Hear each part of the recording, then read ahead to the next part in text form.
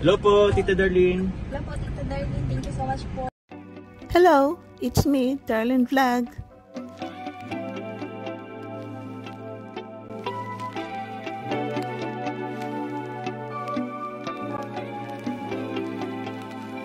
Hello, good morning mga kalingap, good afternoon, good evening mga ka-jungkar. It's me, Darlene Vlog.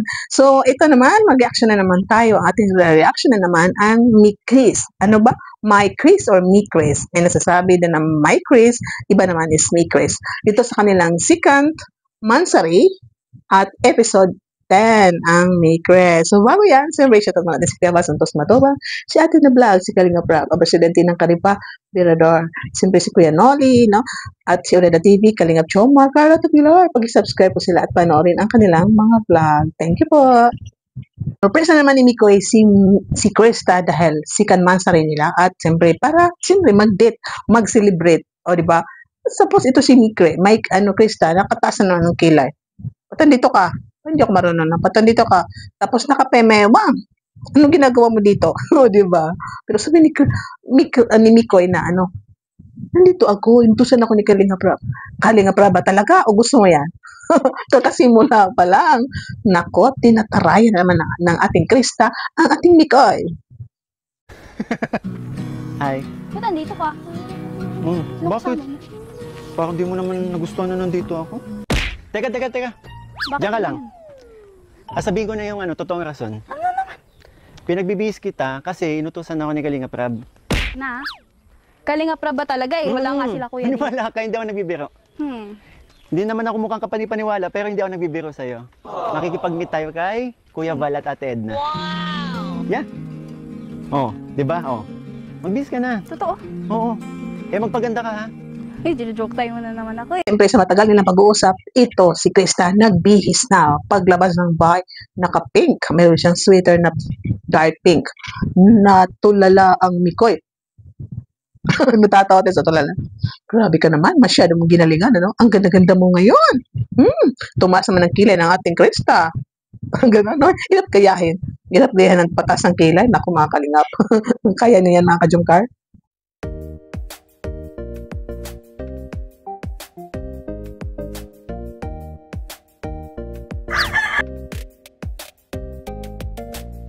Tara na! Parang makakita ka ng multo. Grabe ka. Mga asar ka na naman. Hindi, masyado mong ginalingan. Bang worried na worried si Mikoy kasi gabi dito, dumadaan ka dito, mag-isa, hindi ka natatakot. Di pa na naman matakot ito si Krista. Sanay na daw siya. Naku, mag-iingat ka. Maghintay pa naman ako. Maghintay pa daw siya. Ay, ito si Krista natin. Ay, talagang pinapalitan, nag-change topic siya. Hinintay dyan, ha? Mag-ingat ka, baka madulas ka, nambasa ang mantel. Inaasar talaga ni Krista si Mikoy dahil ang kanyang polo is para daw mantel. Dati nakakakita ko ng mga ganyan nga mantel, may green, may blue, pero may mga polo din na ganyan din ang mga design. Pero mas maganda tingnan ang polo kaysa mantel, di ba? Sa cloth pala, makita natin, di ba? So, pag kay Mikoy, yung pink, mahilig din siya ng pink. Kasi nung hindi pa sila natandem, nakikita ko talaga si Mikoy is nagsusuot ng mga pink. Nung 1970s, 80s, ang mga lalaki hindi nagsusuot ng pink kasi sabi nila pang babae lang daw yan. Nung abang tumatagal, parang iba na yung nangyari sa mundo, ng mga new style, new fashion. Ang mga lalaki ngayon ay nagsusuot ng pink shoes, pink t-shirt, pink polo kasi parang unisex na ngayon ang color pink, ang color purple. Katulad ng babae, nagsusuot din ng brown, nagsusuot ng blue, nagsusuot ng black. So ay yung kulay kasi kahit sinong tao ngayon, babae ka malalaki, basta bagay sa'yo, okay lang. Diba mga kalingap? Ginagaya mo ako, no? Hindi, favorite ko. Ikaw ang ginagaya mo ako. Ba't naka-pink ka? Favorite ko na din. Dahil sa'yo. Tsaka excited na ako makita sila. Pag kila Kuya Val, excited sa akin, hindi. Alam mo, nagdadrama ka pa. Tara na. Huwag ka nang magdrama. Excited lang naman ako na makita ka. Ano? Ulitin mo nga.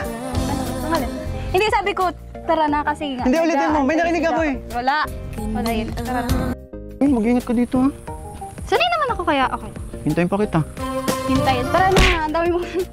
Kaya seryoso, mag-iingat ka kasi tingnan mo naman yung dito. Ikaw mag-ingat pag nadulas ka dyan. Sayang yung mantel nun. Ay. Nakakatawa kasi yung bang napasama siya, na-convince na pagdating sa sasakyan is, naku, ayaw pa umupo ni Krista sa transit, gusto niya sa likod. Sabi ni Mikoy, ako driver? Driver? Kasi sa talaga, parang alam natin na yung minsan, dapat sa transit ka na, umupo rin. Yung kasama. Kasi sa mga taxi driver kasi, kadalasan, umuupo sila sa likod, ayaw nila sa harap. So parang gano'n, feel din ng mga professional, ng mga girlfriend, boyfriend, mga family, ayaw nila na sa likod-likod lang kasi hindi daw sila driver, gusto nila sa harap. So, ito si Krista, ayaw niya sumakay kaya hinila talaga ni Mikoy, nakakatawa. Ang tagal Ano mo. pala dito? Alam mo dito na, Sa unahan. hihilahin mo na naman ako. Hindi kita yun. Oo, wala ako, hihila mo na yan eh. Siyempre, Nagkakasakit ako. Kinuha kita sa mundo Hindi. ng Encantadia eh. Dali na. Katawa din itong, ang taray mo, che! Tapos nasa loob na sila sa sasakyan ko, bakit lagi mo ko tinatarayan, tumataas ang kilay mo sa akin. Ano? Kasi lagi mo ako inasar. Yung dalawang itis parang Tom and Jerry, no? Mag-away, magkabate. Nakakatawa nung sabi ni Krista na, sorry na. Uy, nakangiti si Mikoy. So, habang nakangiti pa, palapit. Hindi ka ba matataw sa sabihin ni Krista, ano na naman? Galit na naman. I-seatbelt na lang kita. I-seatbelt kita. Oo pa, kita talaga dyan. Ay, madali na lang sabihin, i-seatbelt, kaya ko naman gawin. Bakit ka pa palapit? Ano na naman? Nakakatawa yung napakataray ni ni Krista. Yung role niya dito is mataray. Naalala ko talaga sa panahon namin, yung nanonood ako ng mga movie, Maricel Soriano, yung niya, taray-taray. Ito si Jelly Divelin. May iba pang mga artista, si Barbie, mataray kunti, magsalita si Barbie, bakit cute, mataray, ganun din po. Ay, nakakatawa talaga itong Mikris, no? So, full vlog, 1 hour and 30 minutes, talagang nakangiti ka sa tandem ng dalawang ito. Ano na naman? Si-seatbelt lang ako. Upakan kita. Hindi ako Ikaw na nga. naman. Ayan no. Para ligtas ka. Lapit pa kasi pwede. Si Krista is nababash daw kasi madali maasar. So, sinusungitan niya si Mikoy, ang mga basher, nagagalit. Binabas nila si Krista kasi masungit daw. Hindi nila iniisip, role lang ito ni Krista na mataray. No? Kasi sa mga last year, batang-bata, ningini si Krista. Yung beauty niya talagang bata, parang 12 years old. So, ibig sabihin, last year is kakaano pa lang niya, 13. So, di ba 14 pa lang siya? So, 14 ba? 15? Parang 15 na, no? So, hindi naman pwede na sa edad niya itong tandem is oo agad. Siyempre, mataray, no? Ayun niya. Hard to get. So, maganda, huwag niyo iba si Krista itong mga sumusuporta. Kasi role ito ni Krista na tarayan si Mikoy. So, alam po natin ang kwento sa buhay ni Mikoy, di ba? Yung tinatawag niya na nanay, mama ba, is yun talaga lola niya nagpalaki. Pangarap na talaga niya makabili ng sasakyan. Ito binili niya kasi itong nanay niya is gusto rin ng sasakyan, matagal na nangarap na sasakyan. Tapos yung mama niya, minsan pumupunta sa ibang church, hinahati ni Mikoy. So, di ba nakakatuwa din ito si Mikoy kasi kahit ganyan lang magkasama sila ng mama niya, nanay niya, or nanay, mama, sila lang dalawa daw. Siya rin na nag-aalaga sa nanay lola niya. O di ba nakaka-proud na gano'n, nalalaki siya, nandiyan siya, umuwi sa province, sa Bicol, umalis sa Maynila para samahan ang kanyang nanay. No? So, I'm sure ito, i-bless pa ng lalo si Mikoy dahil sa ginagawa niya sa lola niya, pag-aalaga niya. Pang sila siyempre, abang sila nakasakay, nag-drive, habang nagkukwento si Mikoy, sinishare niya yung kwento sa mama niya. At ito, grateful siya, nagpapasalamat, masaya siya kasi nagkasama na sa sasakyan. First time ni Krista makasakay sa kotse ni Mikoy. At siyempre, masaya si Mikoy. Tapos nagtanong siya kay Krista, ano masasabi mo? Instead na magsabi si Krista na, nga, ang ganda dito, masaya, thank you. Pero nagsabi din siya na thank you dahil sinundo mo ako. Pero dinugtungan na nahihilo ako. Kasi yun nga, first time niya makasakay ng ganyan daw na service, naka-front seat. Kaya normal yan, na mga iba kasi na may mga tao talaga na pag nakakasakay talaga nahihilo dahil malamig, nahihilo kasi sa loob kasi may mga passenger na minsan gusto nila yung open air na sasakyan, mga open na bintana, ayaw nila ng aircon kasi nahihilo sila. So ito si Krista, I don't know if kasali ba sa script na sabi niya nahihilo siya o talagang nahihilo siya, totoong nahihilo siya sa pagsakay ng aircon, di ba po? So, hindi na yan, hayaan na lang natin kasi normal talaga sa tao na mahihilo. So, si Mikoy, habang nagsasabi na may napansin ako, ang bilis talaga ni Krista. May napansin ka na naman. Kasi si Mikoy, napansin niya, tuwing magkasama na sila, lagi sila nag-argue, lagi sila nagtatalo. So, nakakatuwa po ang dalawang ito. Sino hindi ba matatawa na laging nag-argue ang dalawang ito? Laging nagtatalo. Yan, dumating na sila doon sa area na may surprise si Mikoy. No? Nandiyan sila Rab, si Tata, si Ren, si Ligaya, at ibang mga kibas at cameraman. So, yun, nagkausap sila. Ano nangyari doon sa bahay? Na yun, ito nga, nang-asa pa rin si Krista. At sabi ni Rab, iwanan natin sila. So, itong dalawa nag-usap. May surprise ako sa'yo, tumalikod ka. Ano na naman yan? Tumalikod ka. Ayun na tumalikod. Ano ba ito? Diba? So, makita natin ito si Krista na talaga napakataray niya po. Akala kasi ni Krista is asa rin naman siya, lulukoy naman siya. Kaya sabi niya, ano na ba naman yan? Instead na si Mikoy, please, ano na ba yung kakasabi ko lang? Instead naman sabi siya na, please, ano na ba yung kakasabi ko lang? Asa siya kay Krista? Eh, siyempre, ayaw talaga niya maniwala kasi lagi siya nasa-surprise. So, sa tingin ko, no, may tanong ako sa inyo, scripted ba ito? Hindi niya alam na may surprise na anniversary doon sa sakyan, no, alam niya, no? Scripted ba na alam niya na kung ano hindi niya alam or talagang wala siyang alam? Kasi para sa akin, naisip ko, siyempre, di ba, alam niya na anniversary, sinama siya, so, siyempre, alam niya yan. So, okay lang yun na scripted, kasi parang maisip natin, nasanay na tayo na pag mga anniversary, kasi alam niya na 2 months rin niya, tapos may sasakyan, ipapatalikod, so mapapaisip talaga tayo na there is something wrong. So, makaalam niya yan, no? Alam niya kahit hindi scripted, na kunwari magpikit-pikitan ka, so makaalam niya na may surprise, pero normal yan na yung mga babae, magkuna rin din natin alam. So, ayun na talaga. No, man ako, may exclamation kasi hinilan. Parang hinano ni Mikoy, napatali ko rin ako. May exclamation ang dalawa. Nakita niyo ba habang nag-exclamation? Gumanon agad si Mikoy kasi bawal ang touch-touch. Gumanon agad si Mikoy. Tapos si Krista rin gumanon. O, di ba? Iwas talaga to si Mikoy na may matouch-touch na makahag kasi, di ba, hindi pwede. So, napaka-gentleman po ni Mikoy. Sabi ko lang, seryoso muna. Ba't ba ang hirap? Oh, ikaw na una ako. Alam mo, dito ka. Ayaw Diyan ako. Ayaw? Diyan ako. Ayaw?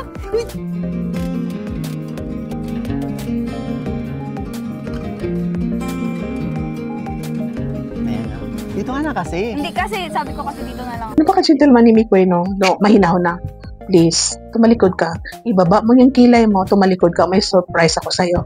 Di bumilang ka.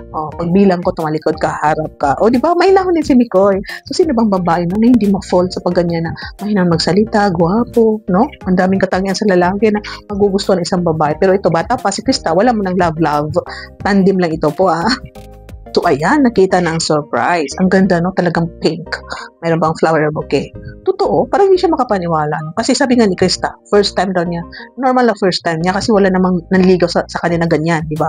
Normal na first time na dito sa tandem ng Mick Grace. So, napakaswerte talaga ng batang ito. Totoo, dalagang-dalaga siya ngayon, ano? Para siyang 18 years old or 19 sa posture niya, sa pananalita, sa beauty niya, no? Kasi last year talagang batang-bata siya. Ang laki na improvement ni Krista yung medyo na mature siya ng konti sa kanyang pananamit, sa kanyang galaw, sa kanyang acting, di ba po? Kasi yun, number 2. Okay. Pagbilang ko 3, harap ka. 2, 3. Surprise. Happy Mansari sa'yo. Nanay na yung 3 biik.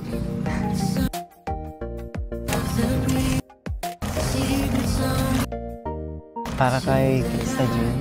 Happy 2nd Mansari.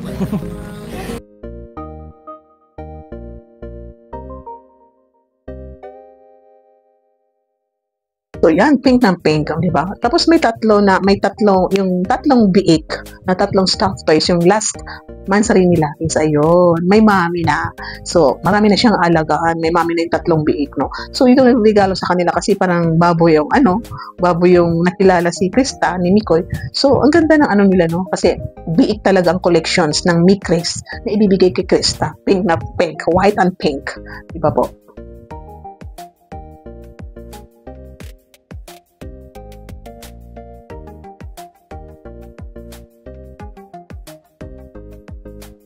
Meron, no? Bakit favorite spot ni Mikoy itong lugar na ito? Habang nanonood daw siya ng sunset, dyan siya pumupunta. So, tayong mga tao kasi, minsan, mayroong mga lugar na gusto nating balikan. Dahil favorite natin, gusto natin may maisip, may maalala, gusto natin umiyak, meron tayong sasabihin sa Panginoon, idadaan natin sa langit, nakatihala sa sunset, sa sunrise, no? Iba-ibang kwento. Ito kay Mikoy din natin alam. Basta favorite daw niya itong sunset, pumupunta siya. Meron din minsan, ayaw nila balikan ng isang lugar dahil ayaw nilang makita, ayaw nilang maalala. Pero ito si Mikoy, favorite daw niya ito dahil, yun nga, ang sunset favorite niya, mag-standby dyan. Ano? Ako may favorite place pa kayo, comment down. Kasi ako may favorite place din ako. Ayoko na lang sabihin. So, comment down kung anong mga favorite place ninyo. Ako isa din ng nature. Parang duman din sa hiking, ano, di ba po? So, yung talagang Mikris na ito, isa to sa yung nakakompleto sa For Love Teams na tinatanghal ngayon ng masa ng Kalingap dito sa Kalingap. Maganda yun, di ba? May pinaghandaan ni Mikoy ang kanilang anniversary. Ito, yung balloon, yung car, yung bouquet, yung biik, o di ba? Mamaya, katapos niya may dinner. Siyempre, si Krista, meron din siya pinaghandaan. Siyempre, kakantahan si Mikoy. At ang ganda, kumuha rin siya ng upuan color pink, o di ba? Di ba ang ganda? So, yun na, pakinggan natin. Anong awit ni Krista for Mikoy? Ganito na lang. Kantahan na lang kita. Talaga? Yung ready ka sa akin? Meron. Grabe naman. May lalabas lang ako para okay yung pagkanta mo mamaya, ha? Ano yun? Wait lang.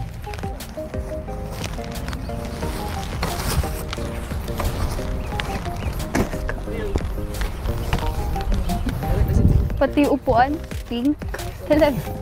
Siyempre naman. Ano akala mo? Ikaw lang mahilig sa pink? Sa inyo po mga Kalingap, ito si Krista Min, minsan nakatitig din kay Mikoy. Ito min ang babawi. Ito si Mikoy talagang dikit na dikit ang titig niya kay Krista. Ito kaya nag-complain na si Krista, tika, wag mo kong titigan, natatamimi ako. O di ba awit din yan? Wag mo kong titigan, natatamimi ako. O di ba gano'n? Grabe ito talaga si Mikoy makatingin, dikit na dikit, parang matutunaw ka. Kaya natatamimi ang Krista. Awit niya na, request ng puso ko, ikaw. Tameme ka, chong. Ako nang manlilikaw. Awit ito ni Julina Magdangal kay Marvin Agustin, di ba? Yung sila pahat-lahat yung kanilang movie na. Ito si Julina is may crush din siya kay Marvin Agustin. At ito yung kanta para sa kanya na, di ba? Ito nang awit ni Krista, instead na sabihin niya na Tamimi ka, chong, ako na manliligaw. Kasi ito si Marvin Agustin dati is parang siya yung torpy. Ayun niya sabihin yung may gusto siya kay Julina Magdangal. Ayun niya ilabas. Torpe. Ito si Julina, crush niya si Marvin. So, sabi niya, Tamimi ka, chong, ako na lang mangliligaw, pala ganun. Pero ito si Miko, hindi siya torpe. Talagang nagsasabi siya ng kanyang sa loobin na, ay parang, basta ang ganda mo. Hindi pa niya sasabi na mahal kita, liligawan kita, gusto kita. Hindi niya nasasabi. Pero sa pamagitan ng kanyang titik, sa pamamagitan niya ng galaw, sa kanyang pag-care. So, parang nafe-feel ata ito ni Krista na ito si Miko ay may something. Kaya di na niya sa awit, di ba? Na yung Tamimi ka lang. So, hindi niya sinabi na ako ang manliligaw. Ang sinabi niya na, Tamimi ka, chong, ako na ang bahala dyan. Kasi, pangit naman kung sabihin niya ako na manliligaw, di ba po? Di ba kapag sinabi ni Krista yan, makasabi naman si Miko, ano, ulitin mo nga yun? Hindi ko narinig, ulitin mo nga yun. Kasi ganyan si Miko, di ba? Ganyan si Miko, pinapaulit. Panay ang kantsaw ng tropa kong babae. Illusion lang daw ang aking feeling sa katulad mo.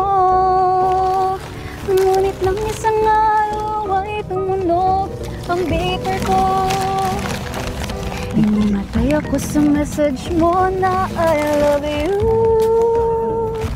Maaari bang malaman ko? Ako na ang bahala.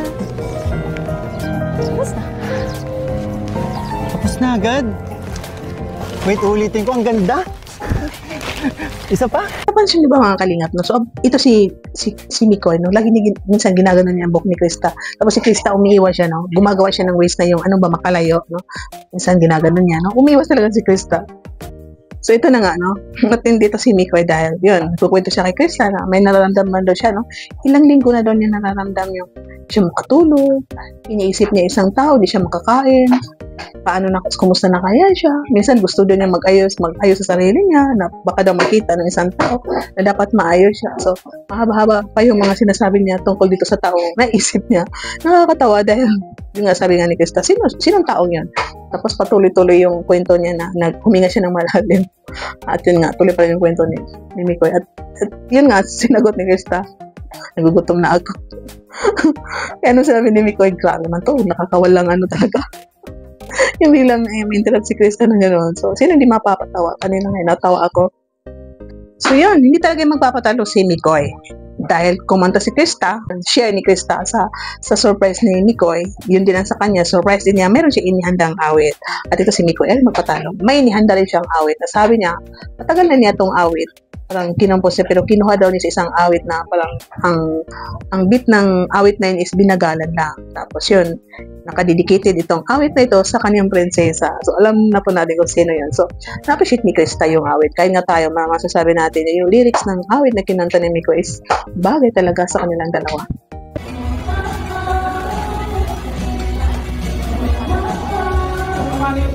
Thank you po kay Ma'am Purple. Maraming salamat po. 5,000. Ay, magkano? Tig 5 daw. Ah, sabi niya. Wait, ang lamig ng kumita ko. So yun, tuloy-tuloy ang selebrasyon ng second monthsary ng Micres. Siyempre may pa-dinner sila. At na-witness natin yung maraming biyayang natanggap si Krista. Bouquet, cash, mga gift, may mga boxes na full of pictures na yan, collected pictures na binigay talaga ng mga sponsors. Maraming sponsor na binanggit doon. So hindi natin babanggitin. So yun naman kalingap, no? So itong Krista at Mikoy, na marami natanggap na biyaya. So, nakita po natin na hindi lang sila ang binigyan ng biyaya. Binigyan si Kalinga Prab, binigyan itong mga keyboys, si Starrocks, si Rin, si Arjun, si Ligaya, at sino pa? Si Tata. Meron pang iba, hindi ko matandaan. So, di ba po? Nabiyayaan. No? Nabiyayaan sila. Kung sabi natin, itong mga sponsor ng Krista is minamahal din nila itong yung mga keyboys, no? Yung mga cast. Ito, founder ng Micres. Ito si Maria Ligaya. No? Malaking tulong din itong naiabot din ng mga sponsor kasi nakakatulong din sa channel niya kasi nagcha-charity si Maria Ligaya. At siyempre sa family niya nakakatulong. So, di ba po? Nakakatuwa ito. So, mga Kalingap, panoorin niyo ang full vlog ni Kalingap Rab para makita niyo yung tandem ng dalawa. Tatawa kayo. At siyempre, abang kayo nanonood, natutuwa, na in love, at siyempre, ma-appreciate niyo yung blessings sa Micres din po. At yun nga, no, binigyan din siya ng cellphone, bagong cellphone, kasi yun nga sabi, itong cellphone ni Krista is basag-basag na yung screen ata, yung screen. Tapos, yun, luma na. So, may nagbigay ng cellphone kay Chris. Parang sabi Krista, sabi dyan ni Rab na parang iPhone na ibibigay, pero part, lang to, for the meantime, ito cellphone na binigay ng mga sponsors. At yun, no, dito yung patapos ng, di ba, nagkantahan ng dalawa, tingnan niyo yung last part. Pagkatapos ng kantahan, may kainan, di ba? Nakita niyo, very caring si Mikoy, kahit tapos ng party is yun. Pinapakita ba niya sa public o talagang ugali niya that he cares Krista, di ba? Linagyan ng kanin yung pagkain tapos tumawa si Krista, ay, may kami nakatingin. So, habang binigay yung cake na flower, kung napansin niyo, di ba, yung cake pala na made of money, no? Parang 5,000 yun na parang merong 100. Kasi Miss Purple ang nagbigay. Purple din yung money cake. Tapos yun, parang ginawa ka ni Krista yung kamay ni Miko. Sabi niya, bakit malamig ang kamay mo? So, bigla silang, yung kamay nila, di ba, sabi niya, malamig ang kamay mo, biglang hiniwalay ni Krista. Kasi nakatutok ang camera. Sabi niya, So, alam po natin, yun, BTS, no? Parang behind the scene, binablog. Pero kasama pa sa binablog kasi di ba kainan. So, nakakatawa po kasi itong dalawa, kahit yung hindi sila Latin, tandem lang, makikita natin yung closeness nila. So, yun ang tanong ko sa inyo, comment kayo sa comment section. Possible ba na may ma-fall sa dalawa? Kasi, di ba, sila, every week, every Monday, ang kanilang vlog. So, possible, no? Possible ba? Kasi sa tingin ko, possible. Puro naman sila single. Pero, antayin na lang natin kasi sa tamang panahon, itong Micres, alam po natin na sabi ni Mikoy na makakahintay siya ng 3 years, more than 3 years. Pero, hindi natin alam ang future ng dalawa. Alam natin lahat na itong tandem ng Micres is yun, good vibes lang, pampatawa sa inyo. Pero kung dumating ang time na sila ba or hindi talaga, so tangkapin na lang po natin kung anong tinadhana. Basta itong Micres is para lang katuwaan, makatulong din sa pag-aaral ni Krista at kay kay Mikoy na ngayon pumasok na siya sa charity vlog ito. Si Mikoy is Kalingap Mikoy na po siya ngayon. So yun nga mga ka-Jumcar Kalingap, tapos dito nagtatapos natin reactions for today sa Micres.